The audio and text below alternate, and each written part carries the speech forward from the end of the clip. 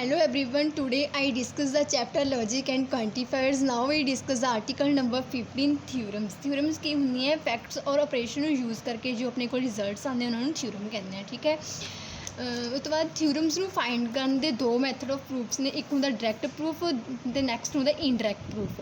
ਸਭ ਤੋਂ ਪਹਿਲਾਂ direct proof. It is a proof in which the truth of the premises of a theorem are shown to directly imply the truth of the theorem's conclusion. ਮਤਲਬ ਕਿ ਵੀ ਅਗਰ ਆਪਾਂ ਕੋਈ theorem ਲੈਂਦੇ ਹਾਂ, ਜੇ ਆਪਾਂ ਥਿਊਰਮ ਦੇ ਫਸਟ ਪਾਰਟ ਨੂੰ ਕਹਿੰਦੇ ਵੀ ਇਹ ਟਰੂ ਆ, ਤਾਂ ਆਪਾਂ ਨੂੰ ਉਹੀ ਪਾਰਟ ਨੂੰ ਯੂਜ਼ ਕਰਕੇ ਆਪਾਂ ਇਹ ਟਰੂ ਕਰਨਾ ਹੈ ਕਿ ਉਹਦਾ ਨੈਕਸਟ ਪਾਰਟ ਵੀ ਟਰੂ ਆ। ਮਤਲਬ ਕਿ ਆਪਾਂ ਦੈਟ ਇਜ਼ ਆਪਾਂ ਆ ਪੀ ਇੰਪਲਾਈ ਕੀਤਾ ਕਿਊ 'ਤੇ। ਜੇ ਆਪਾਂ ਉਹਨੂੰ ਅਜ਼ਿਊਮ ਕਰਦੇ ਵੀ ਪੀ ਟਰੂ ਆ, ਤਾਂ ਆਪਾਂ ਉਸੇ ਯੂਜ਼ ਪੀ ਟੂ ਸ਼ੋ ਉਸੇ ਪੀ ਨੂੰ ਯੂਜ਼ ਕਰਕੇ ਆਪਾਂ ਸ਼ੋ ਕਰਨਾ ਵੀ ਜਿਹੜਾ ਨੈਕਸਟ ਪਾਰਟ ਆ ਕਿਊ ਥਿਊਰਮ ਦਾ ਉਹ ਵੀ ਟਰੂ ਆ। ठीक है, एग्जाम्पल लैंदे ਆਪਾਂ if x is even then x square is also even. ये थ्योरम का हो गया p पार्ट फस्ट, आ थ्योरम का सैकेंड पार्ट हो गया q। प्रूफ अज्यूम आप मान लिया भी x इज़ ईवन। अगर x ईवन है तो वाई डेफिनेशन आप भी x is equals to 2n, मतलब कि वह सैकेंड मल्टीपल ईवन नंबर ले लेना आप। ठीक है, x is equal to 2n है ना, तो n की है बिलोंग्स टू z। फिर अपने को कहते हैं आप एज आप कंडीशन दसिया भी अगर p ट्रू है तो वह नैक्सट पार्ट q भी ट्रू है ना। मतलब अगर x ईवन है तो x square also even, but अब इतने अपने को हैगी x स्केयर तो इतने हैगी x, तो आप आ कंडीशन की ना आप स्केयरिंग ऑन बोथ साइड्स करते हैं। ठीक है, x square is equal to n का स्केयर, तो अपने को मल्टीप्लाई करके आ गया 4n स्केयर है ना।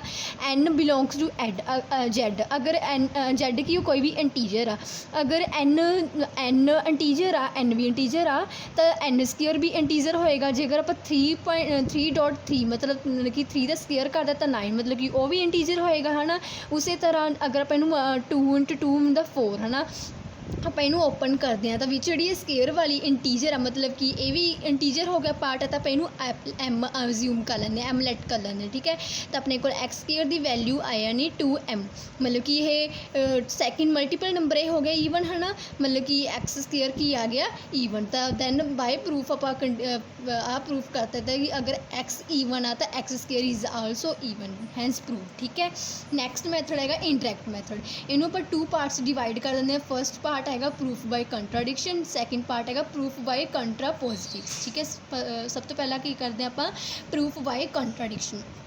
इस आप की कर लैनी थ्योरम ले लैनी p इंप्लाइज टू q। ठीक है, फिर उस तो बाद उसका फस्ट पार्ट आ कंट्राडिक्शन भी आप डायरैक्ट मैथड च किया तो भी जोड़ा p आ, अगर p ट्रू है तो वह नैक्सट पार्ट q भी ट्रू होएगा। बट आप हम इनडायरैक्ट मैथड के कंट्राडिक्शन में यही करना भी फस्ट उसका उल्ट पार्ट, मतलब कि q का उल्ट पार्ट हैगा p। ठीक है ना, तो जो मतलब कि p का सैकेंड पार्ट q भी नैगेटिव, अगर मतलब कि ओपोजिट ट्रू करना है, मतलब कि negative q is true not q is true.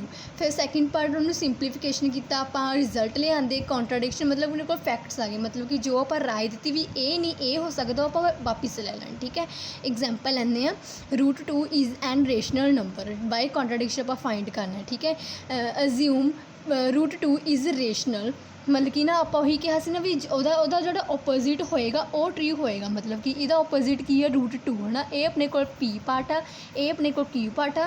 उन्होंने कहा भी रेशनल नंबर ਇਹਦਾ ओपोजिट की है p, ये आप हम ट्रू करना है, मतलब कि इनू आप रेशनल ले लिया। ठीक है, √2 इज इक्वल टू p/q ही आप क्यों लिता, क्योंकि उन्होंने कहा रेशनल नंबर, इस करके रेशनल नंबर वो होंगे जो फ्रैक्शन च होंगे। ठीक है, p q belongs to z, q does not equals to 0। आप हम ये भी नाल दस देना भी p q आ रही ना लोएस्ट फॉर्म, मतलब कि p जो और q है ये कैंसल नहीं हो सकते। ठीक है, अगर आप रूट में इधर ले आंदा स्केयर बन गए, p square is equal to 2 square, अपने को फर्स्ट कंडीशन आ गई। मतलब कि अपने को क्या हो गया ईवन मल्टीपल नंबर आ गया, p स्केयर मतलब कि ईवन हो गया। अगर p स्केयर ईवन होएगा तो p ऑब्वियसली ईवन होएगा। ठीक है, हम आप p is equals to 2m even multiple number assume कर लिया।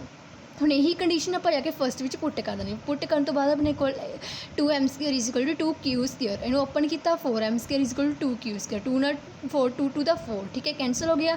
क्यू स्क्यूअर की वैल्यू कितनी आ गई अपने को 2m²। हुण ये भी ईवन मल्टीपल नंबर आ गया, यानी कि क्यू स्क्यूअर अपने को की आ गया ईवन। हुण क्यू स्क्यूअर ईवन है तो क्यू भी ईवन ही होएगा, ठीक है।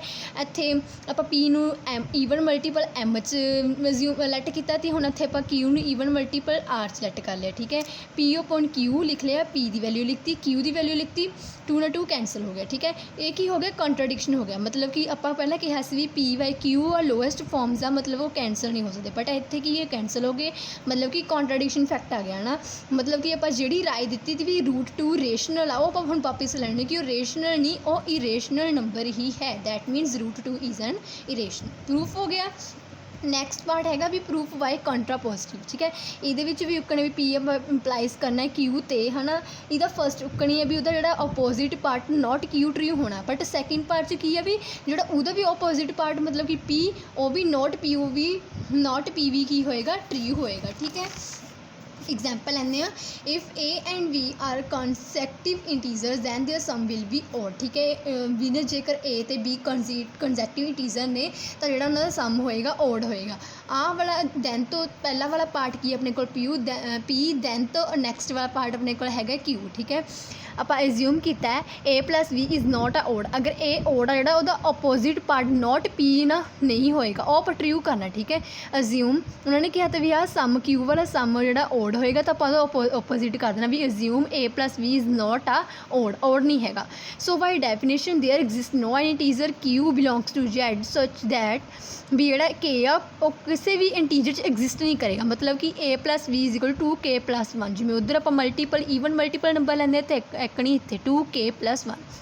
ਇਹ ਕਿਵੇਂ ਆਇਆ ਵੀ ਮੰਨ ਲਓ ਆਪਾਂ A, B ਕੰਸੈਕਟਿਵ ਇੰਟੀਜ਼ਰਸ ਨੇ, ਠੀਕ ਹੈ। ਉਹਦਾ ਸੈਕਿੰਡ 'ਚੋਂ ਆਪਾਂ ਫਸਟ ਮਾਈਨਸ ਕੀਤਾ, ਆਪਣੇ ਕੋਲ 1 ਆਏਗਾ ਨਾ, ਮਤਲਬ ਅਗਰ 1 2 ਲੈਂਦੇ ਹਾਂ 2 - 1 ਹੋਏਗਾ ਨਾ, ਉਹ ਨਹੀਂ ਫਿਰ B - A = 1, ਤਾਂ ਆਪਾਂ B ਦੀ ਵੈਲਿਊ ਕਿੰਨੀ ਹੈ 1 + A ਲੈ ਲੈਂਦੇ ਹਾਂ, 1+ ਲੈ ਲੈਂਦੇ ਹਾਂ ਨਾ, ਠੀਕ ਹੈ।